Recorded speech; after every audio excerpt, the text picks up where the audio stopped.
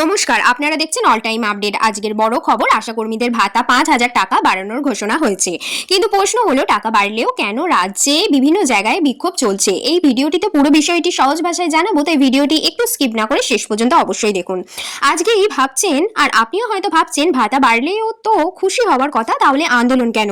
আসলে বিষয়টি একটু গভীর। আশাকর্মীদের দাবি শুধু ভাতা বৃদ্ধি নয়, তাদের দীর্ঘদিনের দাবি স্থায়ী চাকরি, সরকারি কর্মচারীর মেয়াদ এবং সামাজিক সুরক্ষা।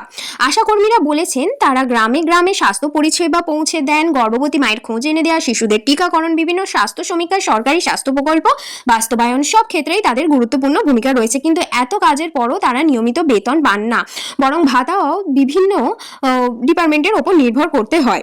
আরও একটি বড় অভিযোগ হলো, অনেক সময় ইনসেনভিট ও বকেয়া টাকা সময় মতো মেলে না, ফলে সংসার চালাতে সমস্যা পড়তে হয় তাদের। তাই তাদের বক্তব্য, শুধু ভাতা বাড়ালেই হবে না, কাজের উপযুক্ত মর্যাদা ও আর্থিক নিরাপত্তাও নিশ্চিত করতে হবে। এছাড়া পেনশন, চিকিৎসা সুবিধা, অবসরকালীন সুরক্ষা এবং স্থায়ী নিয়োগের দাবি ও দীর্ঘদিন ধরে তুলে আসেন আশাকর্মীরা। এই কারণেই ভাতা বৃদ্ধির ঘোষণার পরেও অনেক জায়গায় আন্দোলন ও বিক্ষোভ অব্যাহত রয়েছে।